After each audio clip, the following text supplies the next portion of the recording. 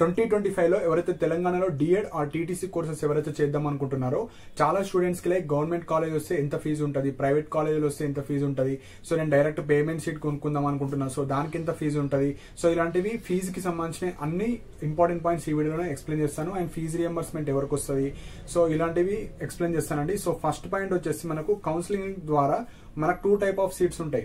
ఒకటి government seat ఉంటుంది, ఒకటి ప్రైవేట్ కాలేజ్ సంబంధించిన సీట్ ఉంటుంది. సో గవర్నమెంట్ లో వస్తే మీకు 2385 రూపీస్ పర్ ఇయర్ కు ఉంటుంది. ఓన్లీ ట్యూషన్ ఫీ అంటున్నా, ఆ కోర్స్ ఫీజు.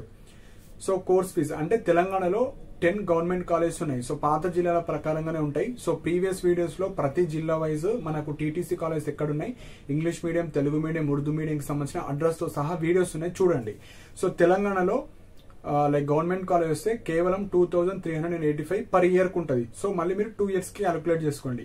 సో ప్రైవేట్ కాలేజీలో వస్తే కౌన్సిలింగ్ ద్వారా మీ మెరిట్, మీ క్యాస్ట్ ఆధారంగా మీకు ప్రైవేట్ కాలేజీలో వస్తే 12,500 రూపీస్ పర్ ఇయర్ కి అవుతుంది. సో 2 ఇయర్స్ కి మీరు క్యాలిక్యులేట్ చేసుకోండి.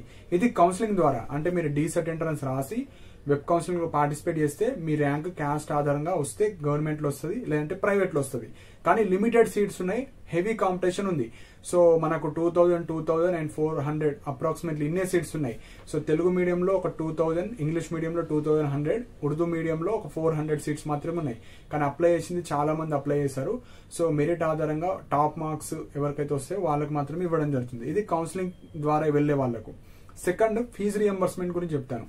సో ఫీజు రియంబర్స్మెంట్ అంటే ఇప్పుడు ఏదైతే గవర్నమెంట్ చెప్పానో 2385 కావచ్చు, ప్రైవేట్ లో వస్తే 12,500, అది మన గవర్నమెంట్ వాళ్ళే పే చేసుకుంటారు. సో ఈ పాస్ ద్వారా మనం ఏం పే చేయాల్సిన అవసరం లేదు.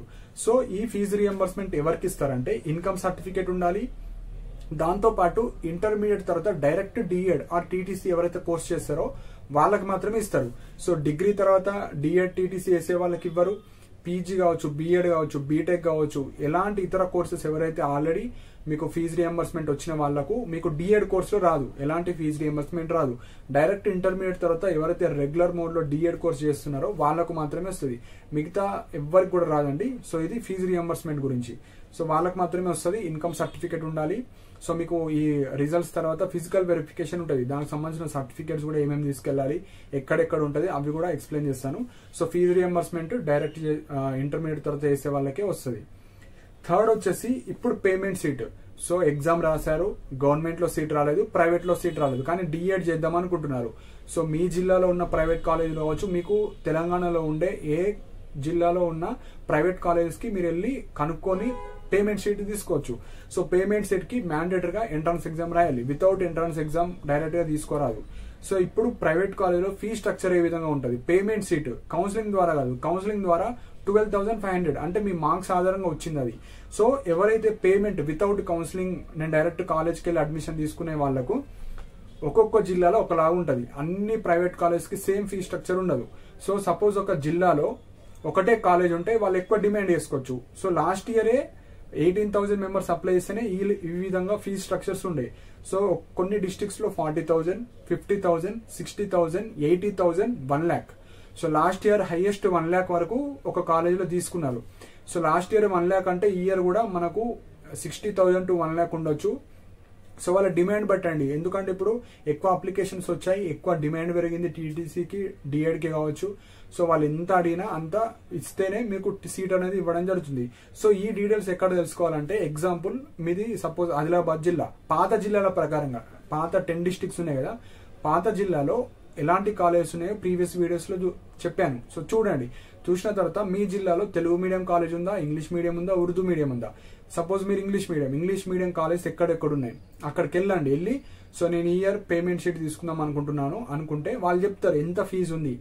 సో ఆ డీటెయిల్స్ అన్ని వాళ్ళు చెప్తారు. సో అంత అమౌంట్ ఓకే అనుకుంటే మీరు చేసుకోవచ్చు, లేదంటే వేరే డిస్టిక్ వెళ్ళండి, వేరే డిస్టిక్ లో ఇంకా తక్కువ చెప్తే అక్కడ.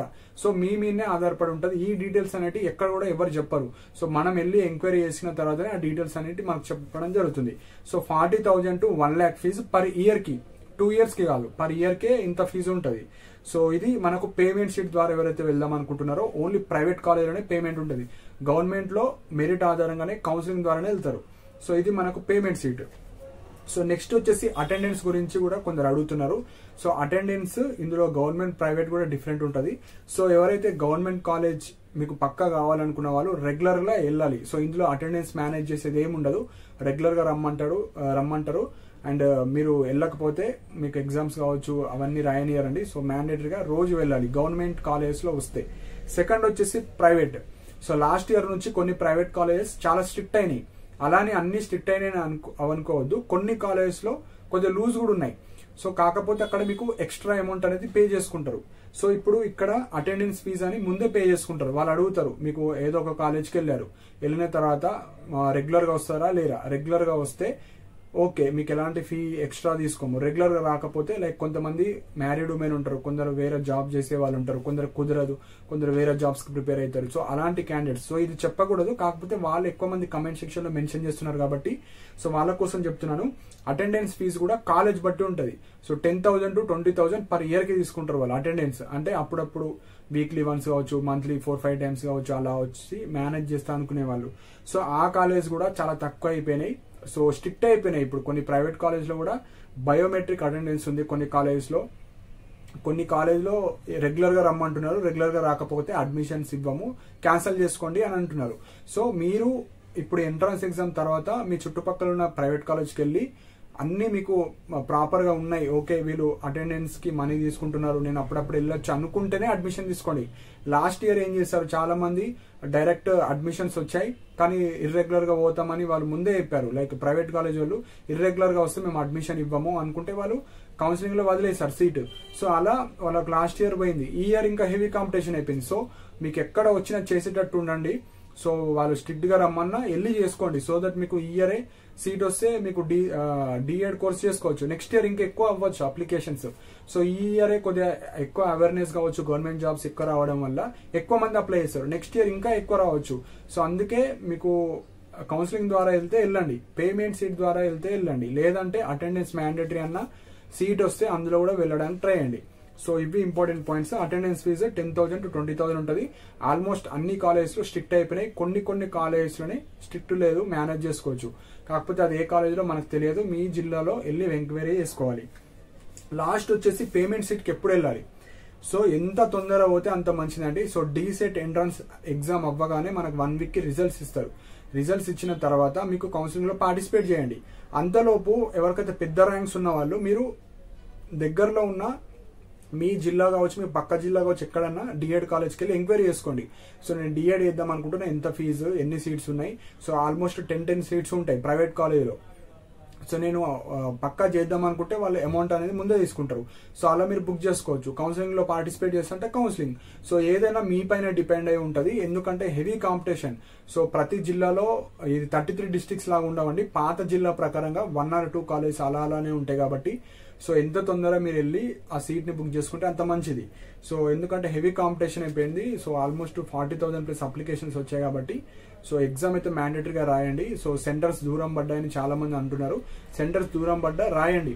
నెక్స్ట్ ఇయర్ ఎక్కువ ఉండవచ్చు ఇంకా అప్లికేషన్స్. సో ఈ ఇయర్ రాసినాక వస్తే కౌన్సిలింగ్ ద్వారా వెళ్ళండి, లేదంటే పేమెంట్ సీట్ ద్వారానే వెళ్ళండి, లేదంటే ఈ ఇయర్ అయితే డీసెట్ మీకు అవకాశం ఉండదు. సో చాలా మంది ఎక్కువ సీట్స్ ఉన్నాయి అనుకుంటున్నారు, చాలా తక్కువ ఉంటాయండి డిఎడ్ సీట్స్ కి.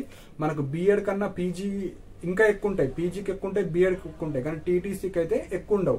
సో ఎన్ని అప్లికేషన్స్ ఉన్నా ఫిక్స్డ్ సీట్సే ఉంటాయి అక్కడ. సో ఈ ఆపర్చునిటీ మంచిగా యూజ్ చేసుకోండి. సో ఇవి ఇంపార్టెంట్ పాయింట్స్ అండి. ఇంకా ఏమన్నా మీకు డౌట్స్ ఉంటే కింద కమెంట్ సెక్షన్ లో మెన్షన్ చేయండి. అండ్ అతను పర్సనల్ గా మాట్లాడాలనుకుంటే మీరు కింద డిస్క్రిప్షన్ లో నా వాట్సాప్ నంబర్ ఉంటుంది. సో మీకు ఏ చిన్న డౌట్ ఉన్నా మీకు కౌన్సిలింగ్ వరకు గైడెన్స్ ఇవ్వడం జరుగుతుంది. గైడెన్స్ కి ఒక 100 రూపీస్ ఛార్జ్ చేయడం జరుగుతుంది. సో మీకు సర్టిఫికేట్స్ కావచ్చు, ఏ కాలేజ్ ఎట్లా పెట్టాలి, ఏ కాలేజ్ ఎక్కడెక్కడ ఉన్నాయి, సో ఏ కాలేజ్ వెళ్తే మీకు ఫాస్ట్ గా మీకు లైక్ కౌన్సిలింగ్ ప్రాసెస్ లో కావచ్చు ఎట్లా పెట్టుకోవాలి వెబ్ ఆప్షన్స్. సో మీ జిల్లాలో ఎక్కడెక్కడ తెలుగు మీడియం కావచ్చు, ఇంగ్లీష్, ఉర్దూ అలాంటి కాలేజెస్ ఉన్నాయి. సో అలాంటి మీకు ఏ చిన్న డౌట్ ఉన్నా గైడెన్స్ ఇవ్వడం జరుగుతుంది. సో ఇంట్రెస్టెడ్ ఉన్న వాళ్ళు మాత్రం మెసేజ్ చేయండి. నార్మల్ మెసేజ్ కావచ్చు, చిన్న డౌట్ కావచ్చు, ఇట్లాంటివి అయితే మెసేజ్ కి రిప్లై ఇవ్వదు. ఇంట్రెస్ట్ ఉన్న వాళ్ళు మాత్రం మెసేజ్ చేయండి. కింద డిస్క్రిప్షన్ లో నా వాట్సాప్ నంబర్ ఇచ్చాను. అండ్ టెలిగ్రామ్ ఛానల్ కూడా జాయిన్ అవ్వండి. ఇంపార్టెంట్ లింక్స్ కావచ్చు అన్ని షేర్ చేయడం జరిగింది. సో కాల్ మాట్లాడాలనుకుంటే కాల్ మీ ఫర్ యాప్ ద్వారా కూడా మీరు కాల్ చేయొచ్చు. అండ్ ఇలాంటి అప్డేట్స్ కోసం మన ఛానల్ని సబ్స్క్రైబ్ చేసుకోండి. And thank you for watching my video.